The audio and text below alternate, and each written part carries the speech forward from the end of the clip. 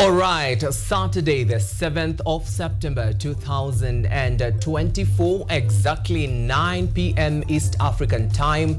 You are just right in time for KUTV Weekend Live for the latest making headlines in the country and even beyond. Many thanks for choosing to be with us tonight, and these are some of the top stories to expect in the next 30 minutes or so.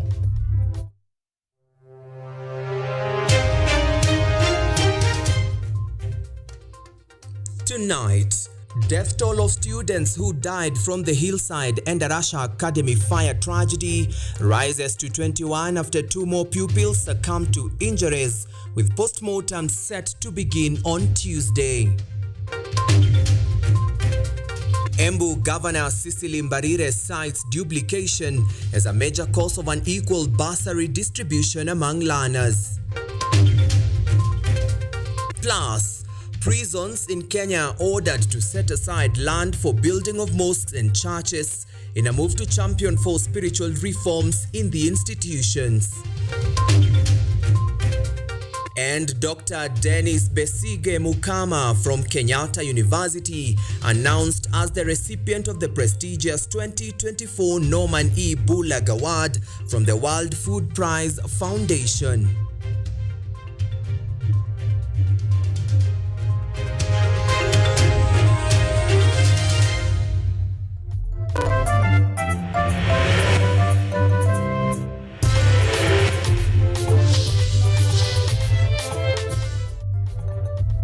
This is Weekend Live with Theo Macharia.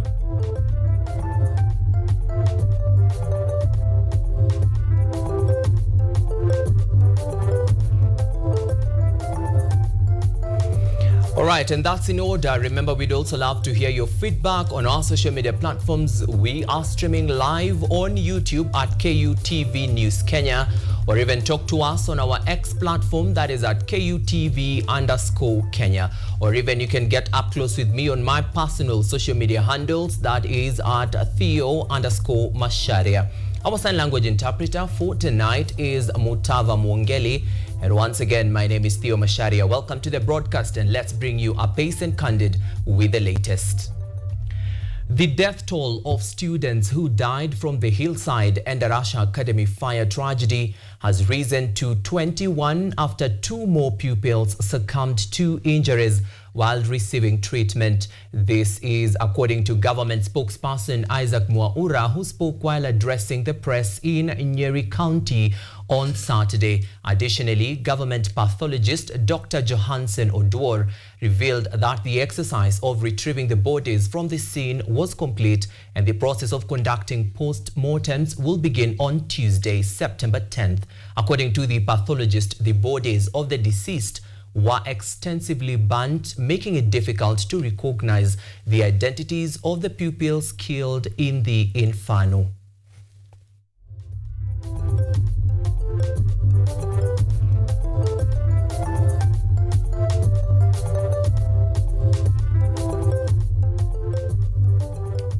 All right, the entire Kenyatta University fraternity also sends its messages of condolences to the affected families, and may the good Lord continue comforting them in this difficult moment. Let's proceed where President Ruto has today mourned the death of Lamu County Deputy Governor Honorable Raphael Munyuandongo. Through a statement on his X account, Ruto described the deceased as a progressive leader who worked tirelessly for the greater good of the people of Lamu County. Leading to his demise, Raphael Ndungu is reported to have been ill. The Council of Governors also termed the deceased as a dedicated public servant whose commitment and leadership was evident in all his endeavors. Take a listen.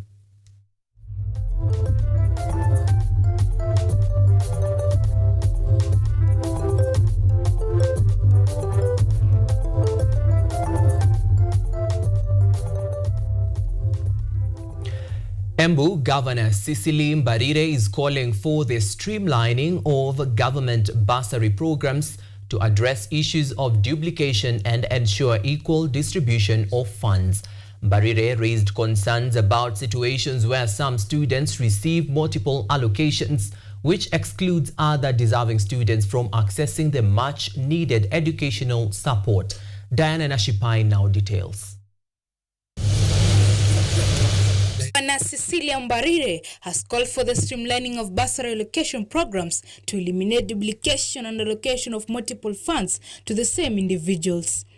She noted that the uncoordinated distribution of bursaries has led to cases where students either cunningly or unintentionally secure multiple funding opportunities, a situation that leaves out other needy students. She emphasized she need for a centralized database that can track which student has benefited from which program, ensuring transparency and fairness in the allocation progress. To hakikisha we have a way of kuleta all these programs and bursaries pamoja in a way that each speaks to the other. Cecilia Mbarire noted that achieving this, the government should work on the interaction of bursary schemes into a unified system, proposing the adoption of the National Education Management Information System. This system, she says, would help in identifying beneficiaries and prevent cases of duplication. Naweza jua ni watoto wagani wamesaidiwa Embu County through the CTF fund. Now CTF wataweza kujua ni watoto gani wa Embu County wamesaidiwa through the county fund so that we avoid duplication of effort. While distributing 1 million Kenyan shillings worth of bursary checks to school heads for 35,188 students across Embu County, the governor urged schools to issue receipts for the funds. She gave school heads a 2-week deadline to submit receipts to avoid audit queries, cautioning that school failing to comply may be excluded from future funding. If we don't get documentary evidence in form of a receipt that you received money, so much money for this number of students for your institution. Governor Mbarire pushing aims to create a transparent, fair and effective system where every deserving student has access to education funding without being left out. Diana Nashipai, KUTV.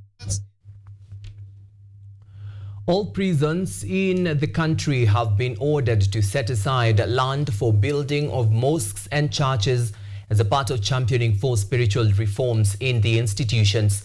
This was revealed by Nicholas Maswai, the Deputy Commissioner General of Prisons, during the receiving and official opening of the Machakos Prison Mosque constructed by donors. Speaking during the official opening of Machakos Prison's grounds, Nicholas Maswai, the Deputy Commissioner General of Prisons, said that Kenya Prison Service is committed to provide spiritual nourishment for all members of staff as well as prisoners. He insisted that their target is to have places of worship for prison staff and prisoners to ensure a conducive environment where they can exercise their religion and get adequate teaching. Spiritual nourishment is part of mental wellness. We are trying to enhance it in every sector of our work. Every section we are trying to have those mental wellness. Such a mosque will also provide such a conducive environment for members of staff.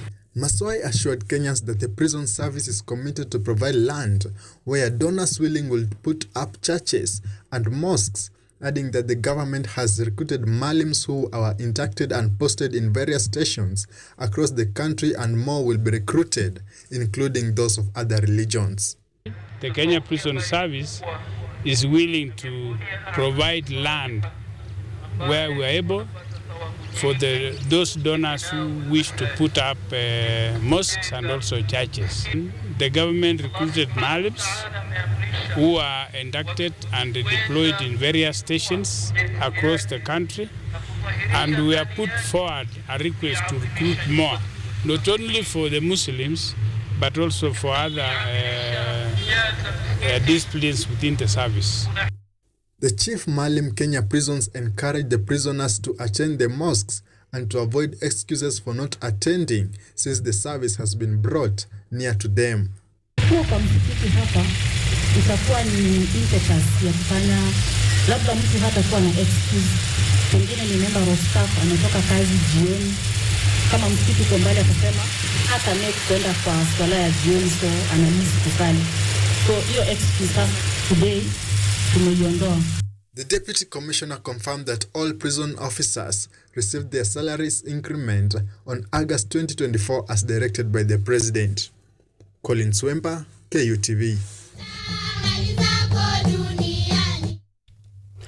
All right, and on to some very brilliant story. Kenyatta University has once again cemented its legacy in research and innovation after one of its postdoctoral fellow at the International Center of Insect Physiology and Ecology, famously known as ISIPE, Dr. Dennis Besiga Mukama, was announced as the recipient of the prestigious 2024 Norman E. Bullock Award for Field Research and Application, endowed by the Rockefeller Foundation. Take a look.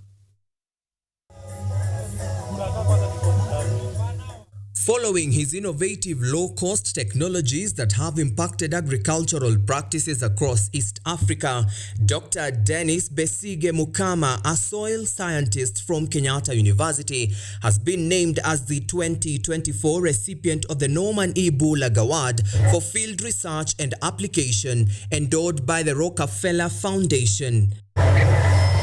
Besige Mukama's journey into soil science was inspired by his early experiences growing up in a farming family and witnessing the challenges of soil degradation. Dr. Besige Mukama's research at the International Center of Insect Physiology and Ecology, famously known as ISIPE, during his PhD at Kenyatta University led to the development of a novel method using black soldier fly larvae to rapidly convert organic waste into high-quality nutritious fertilizer. This innovation reduces composting time from 6 months to 5 weeks and offers a sustainable solution to the pressing issues of soil degradation and waste management in sub-Saharan Africa. Additionally, over 100,000 farmers have also benefited from these fertilizers, significantly increasing crop yields and improving food security. Dr. Besige Mukama's efforts have also led to the creation of pest and disease-resistant fertilizers fortified with naturally antimicrobial chitin from insects, offering farmers an additional layer of protection against crop losses.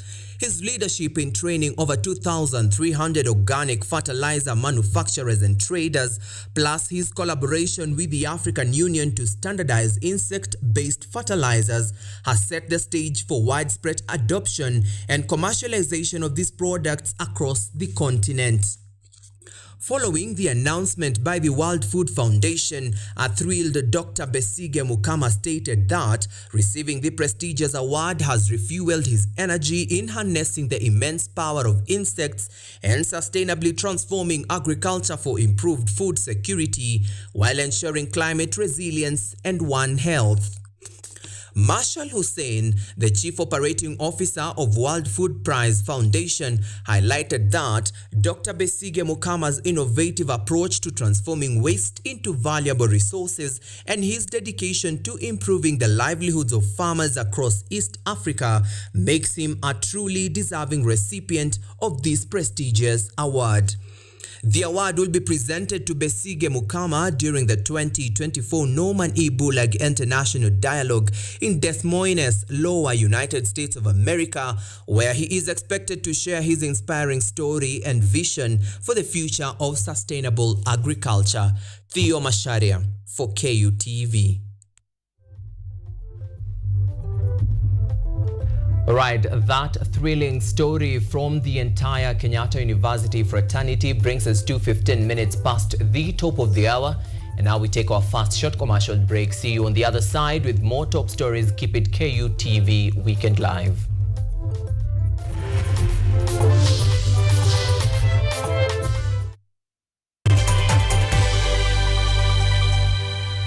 Are you an aspiring media practitioner, a graduate, or you just want to advance your skills in television production? Then welcome to Kenyatta University, where education meets innovation. KUTV, the premier university television station in Kenya, is now offering short courses in TV studio, field technical operations, and video editing. Through these courses, you will acquire hands-on skills on camera operations, media production, lighting techniques, audio-visual editing, and sound and visual control, and how to operate key equipment in modern TV control room. Enroll today at KUTV and discover your full potential in cutting-edge TV broadcasting. Graduates of these courses will receive professional certificates.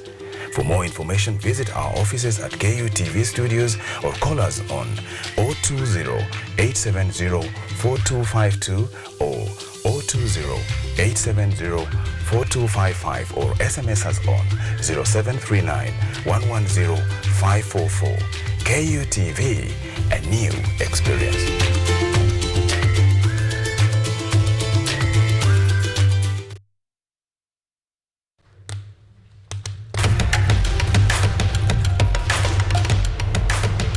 Access to knowledge, solution to unanswered questions.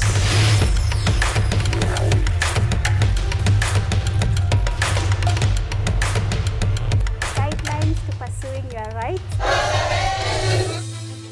and repossessing your property, intellectual or material. This and more only on Law Matters.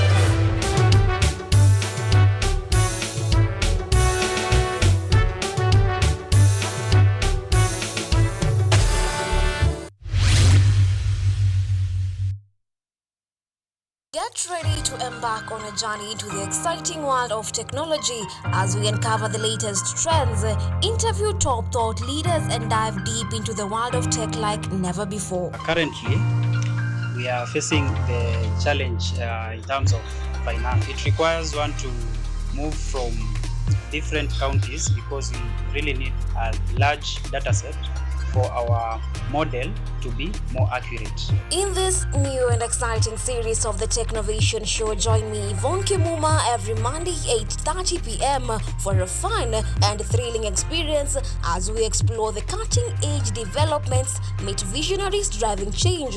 Somebody who is in the underground mine doesn't know the presence of those gases. So there are a lot of gases involved. There is methane, there is carbon monoxide, and there's also hydrogen sulfide. These gases actually, they are very dangerous and they're very toxic. And discover the endless possibilities of the tech world.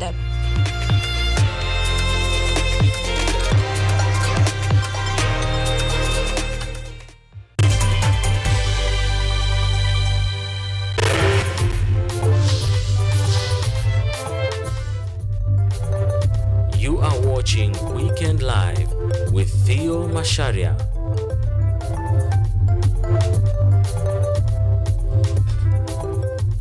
Alright, welcome back to the broadcast, and let's continue bringing you a pace and candid with the latest. Remember to keep the conversation going on our social media platforms. I can see quite a number of you on our YouTube platform, that is at KUTV News Kenya. Interact with us also on our X platform, KUTV_Kenya, or even at Theo_Macharia. Let's continue.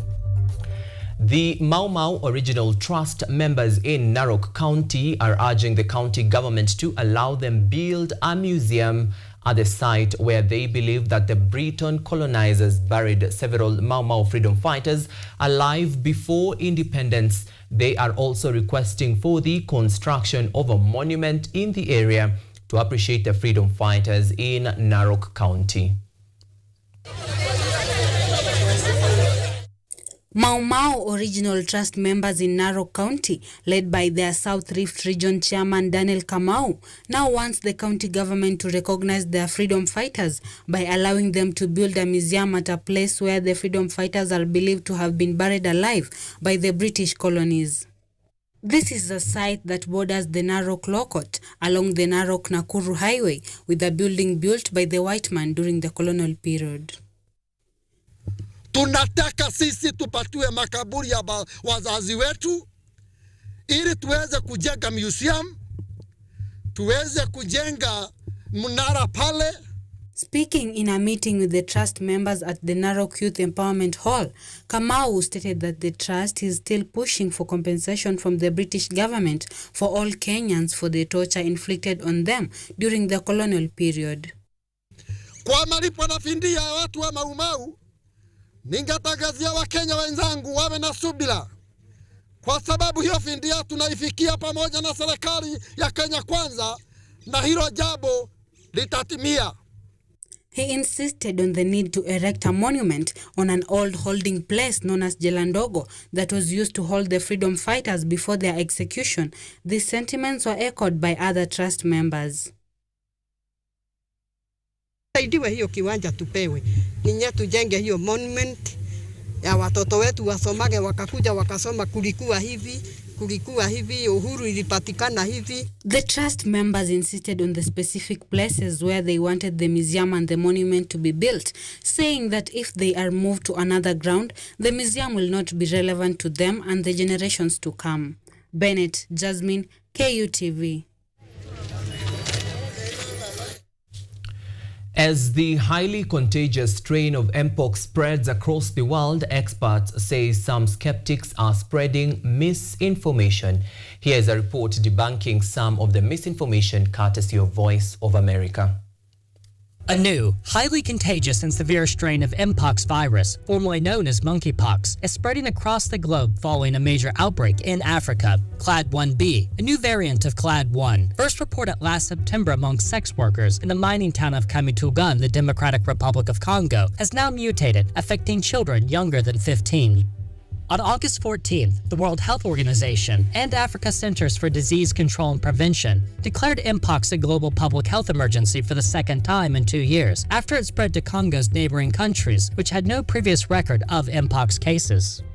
Ex-influencer Erica Munga, commonly known as Amarix, accused the WHO of being a criminal organization and asked his 1.9 million followers to shun the safety guidelines it issued.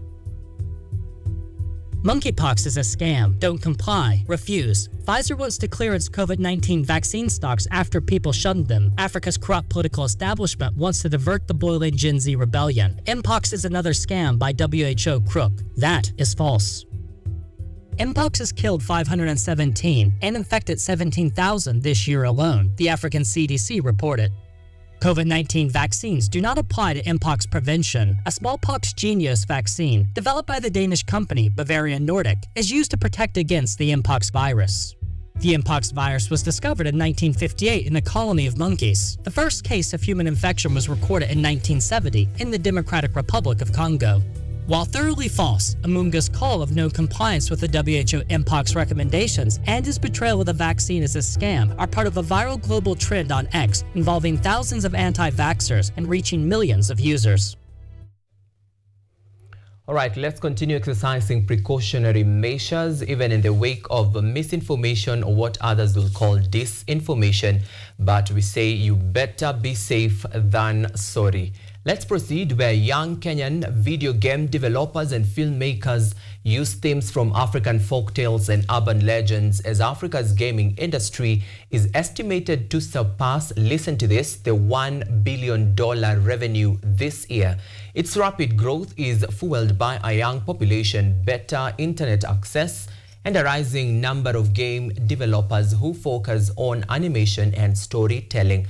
Mohamed Yusuf reports from Nairobi. After more than 6 months of working on their gaming and animation projects, these creative Kenyan young men and women have been finally able to showcase their work at the Alliance Française in Nairobi, hoping fans will like their African stories and buy their video games at home and abroad. Their video gaming and animation development was funded by the French government. Saj Nukwe is a film and media attaché at the French embassy in Kenya. He says the embassy has sponsored these creative artists. That's impressive. Well, game and animation are two vectors of employment. We believe the creative industries in general are a great source of employment because the entry point is not as high as other sectors. And we have just so much talent, so many people that are creative, that have projects, that have ideas and concepts, but they are not able to go all the way with them just because of lack of resources. So that's where we saw a gap, and we wanted to come in to change the paradigm and hopefully allow the whole ecosystem to become sustainable. Can I tell you the legend of Mika? The attendees of Kenya Young Game Developers and Animators Incubator Program watched a video game exploring cultural and environmental themes such as climate change. Other short films covered topics like mental health, family connections, romantic relationships, as well as existential issues. I think what I would like to see is many people playing it, especially from Africa, and people being able to identify with it, because one thing I've noticed is that there are many young people who play games in Africa, and but they mostly play Western games. And when we ask them, they say, because our games are not that cool, and so this is me trying to make something cool for the young people, and I hope they will see it like as such.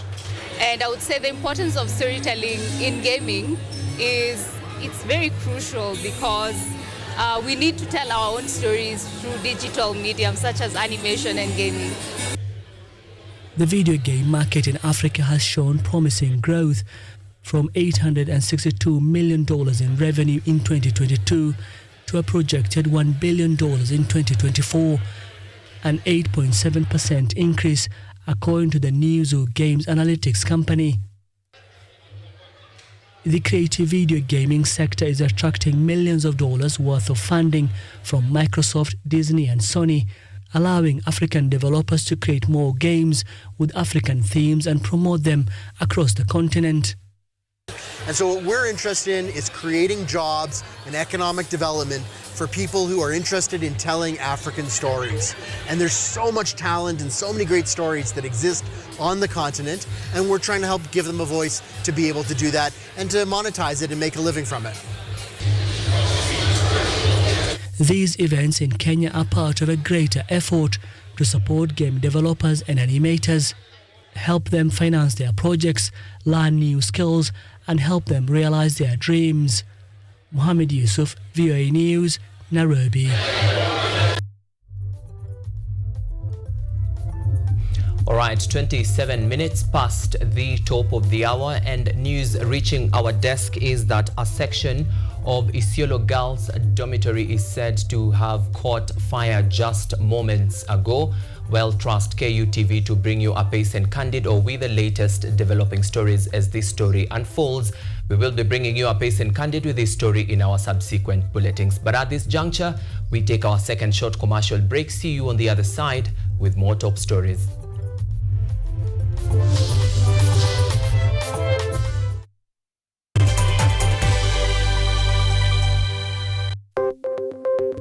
Maelfu na maelfu ya wahamiaji wakiwa na watoto kutoka nchi za Amerika ya Kati wanaendelea kuwasili kwenye mpaka kati ya Marekani na Mexico. But folks, I'm going. Thank you very, very much. I appreciate it. Thank you. Ni habari kutoka pembe zote duniani. Pepo pasi vuguvugu. Pepo pa ni idea. Tazidi ananyonya, hanyonyi vizuri, anakuwa hayuko comfortable. Jeshi la Jamhuri ya Kidemokrasia ya Kongo linapambana na waasi wa ADF. Kwa sasa wanatoa wito kwa mashirika, makampuni na vile vituo vya uchukuzi. Mambo mengi yatakwenda kama yalivyopangwa. Hapa ni kuna mmoja wa viongozi wa chama cha wavuvi katika eneo hili. Zaidi tunajaribu kuwapa chanjo ili ina boost ama inanyanyua kinga ya mwili, hiyo inaenda kupelekea kupambana na virusi. Ni Duniani Leo, Jumatatu mpaka Ijumaa, moja kwa moja kutoka VOA Swahili, Washington DC.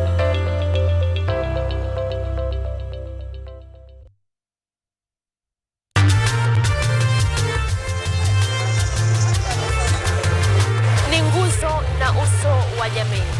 Kupanda shuka, akawa tuzo. Ukakamavu wake, ukatii na kumfanya mwenye bidii. Kwa machozi na makeke, akabaini jinsi ya kuwini. Huyu ni mwanamke ngangari. Kwa jinsi vilivyo ng'ari. Mimi ni mwanamke mwake. Usikose kutazama kipindi cha mwanamke mwake nami Caroline Kimwele.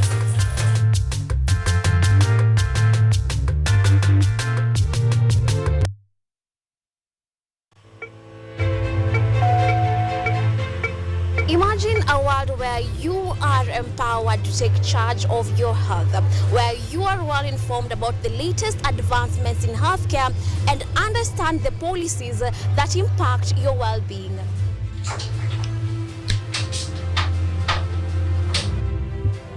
Get ready to take charge of matters your health as we bring you a blend of weekly health features that engage professionals from across various medical fields. When do you decide as a patient, do I need to go see the doctor?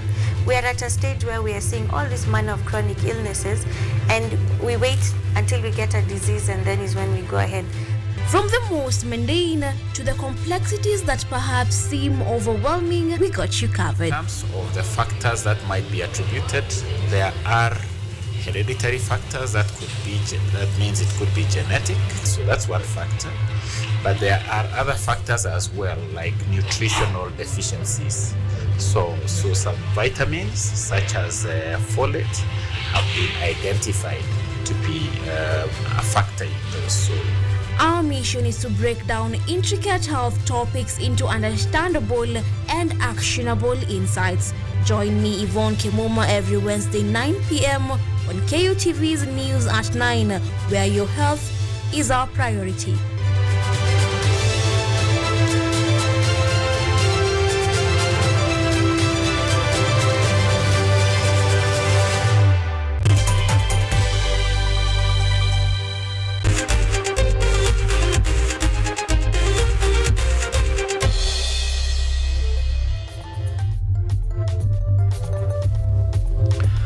Right, welcome back, and now let's get sporty, where double Olympic champion Beatrice Chebet has her eyes set on Brussels Diamond League Grand Final, slated for September 13th to 14th after a dominant display in the penultimate leg of the Diamond League season in Zurich. The 10,000 meters world record holder delivered a superb solo performance, winning the women's 5,000 meters in a record time of 14 minutes, 9.52 seconds after she turned on the heat on her opponents in the final lap. Chebet, who made history in the French capital 3 weeks ago as the first Kenyan woman to secure gold in both the 5,000 meters and 10,000 meters at the Olympics, now targets to cap off the memorable season with the Diamond League overall title in the Belgian capital.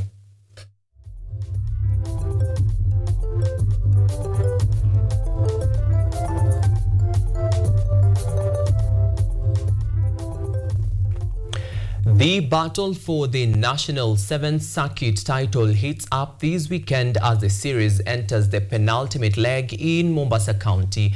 Kenya Harlequins face an acid test in arguably the group of death, where they meet second-placed Kabras, Nakuru and Mwamba. Third-placed KCB and current Kabeberi 7th title defending champions will be hoping for a fourth title after previously being crowned champions in 2012, 2013 and 2019. The Bankers face hosts Mombasa Sports Club in their Pool A opener before matches against Black Blood in Masinde Muliro University of Science and Technology. Kenya Harlequins are currently on top of the standings with 75 points, 2 ahead of Kabras, while defending champions KCB are third with 67 points.